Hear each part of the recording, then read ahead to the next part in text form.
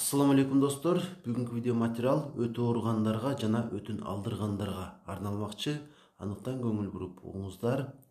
Өт бул кап сыяктуу орган. Ушуну элестетип кое бериңиздер. Бул ушул кап сыяктуу, ичине өт суюктугу толот.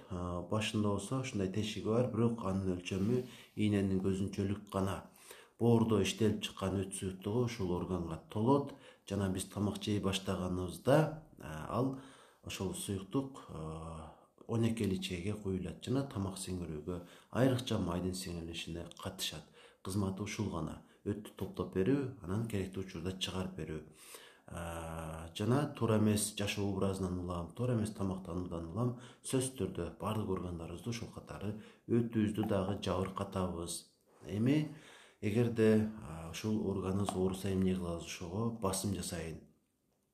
Мунун оорушун биз кайдан билебиз? Көбүн эсе тамак жегенден 1 саат же болбосо жарым сааттан кийин деле ушул оң жак тарапта кабырганын астында, үст тарабында деле болушу мүмкүн, эзген бир оору катталат. Ушул өттүн ооруганынан кабар берет. Көбүн эсе муну боорум ооруйт экен деп дагы күмөн санап алышат. Чындыгында бул көбүн эсе өттөн эле болот. Анан буга ушул органга диагноз коюунун эң оптималдуу оңой ыкмасы албетте бул УЗИ. УЗИден бардык нерсе көрүнөт. Айрыкча ичинде ташы барбы жокпу, өт кандай болуп атат, ошону аныктап берет. Анықтан диагноз коюш үчүн жакшы бир УЗИ таап туруп ошого көрүнүш гана керек болот. Анан аны гастроэнтеролог же болбосо терапевт врачка көрсөтсөңүз сизге туура келген дарылануу ыкмасын сунуштайт.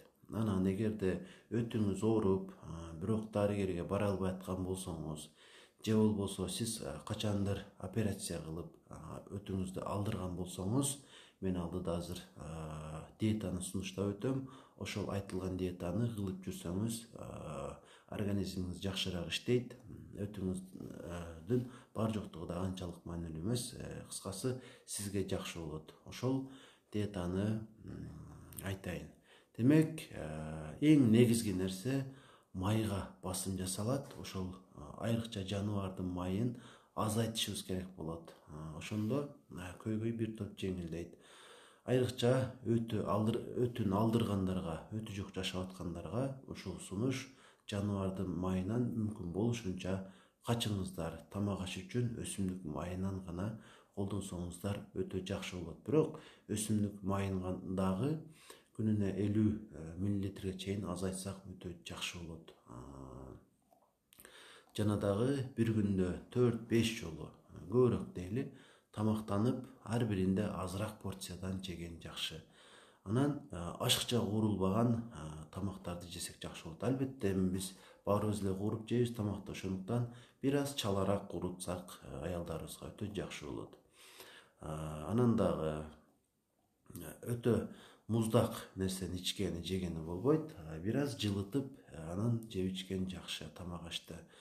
Анан мөмө жемиштерди дагы бир аз жылытып, болбосо бууга бир аз ысытып туруп жесек дагы өтө жакшы болот. Анан дагы нандын бүгүн жаңы бышырылган нан жегени болбойт. Кече бышырылган нанды жесек, өтүбүзгө коркунуч жок. Ушундай диета кыласыздар. Анан дагы айта турган нерсе, бул азыр өтө строгий диета. Алгачкы операция болгондун 2 айында жүргүзүлөт. 2 ай катуу диета карманасыздар. Бара-бара бир аз мурдагы калыбыңызга келсеңиз болот. Ошондо деле негизги эрежени унутпайсыз. Жаныбардын майынан качасыз, анан деги эле майдан, өсүмдүк майынан деле бир аз тартылсаңыз жакшы болот. Бирок өттү алдыргандан кийин деле ошол өт бөлүнүп чыга берет, кыжаат болуштун кереги жок. Болгону ал мурдагыдан караганда бир аз суюгураак чыгышы мүмкүн. Анан дагы ошол тамак жегенде бөлүнүп чыга турган болсо, бул учурда үзгүлтүксүз эле чыга бериш дагы ушундай мүмкүнчүлүк бар. Анан бара-бара операциядан кийин убакыт өтүп, ошол башка протоктор өттүн кызматын аткара баштайт. Ошого чейин диетаны жакшыраак карманып алсаңыз жакшы болот. Анан дагы өтө ооруп жүргөн, бирок дарыгерге бара албай жүргөндөргө дагы ушул сунуш бир аз диета кылып, мүмкүн болушунча жаныбардын майынан качып жүрсөңүздөр сиздер үчүн өтө жакшы болот. Анан дагы өтө ооруп аткандарга дагы бир сунуш, албетте оң тарапка ошол колуңуз менен эле массаж кылып турсаңыз жакшы болот. Кабырганын астына ушул 4 бармакты киргизип, кайра чыгарып ушундай массаж кылып турсаңыз жакшы болот. Анан боор үчүн өтө жакшы болгон бул оливковое масло деп коет, кыргызчасын эстей албай атам. Ушул майдан бир аздан ач карынга ичип турсаңыз жардам берет. Анан дагы мөмө жемиштердин арасынан өтү үчүн эң жакшысы бул алма. Андыктан алма жеп туруңуздар. Ушул эгерде өзүңүздө өткө байланыштуу көйгөйлөр болсо, ушуларды аткарыңыз. Эгерде жакындарыңыздын арасында болсо, айтып берсеңиз өтө жакшы болот. Анан маалыматты жакшы эстеп калыш үчүн сохранить этип коюп, эртеге же бүрсүңү дагы бир жолу угуп койсоңуздар өтө жакшы болот. Азырча ушул.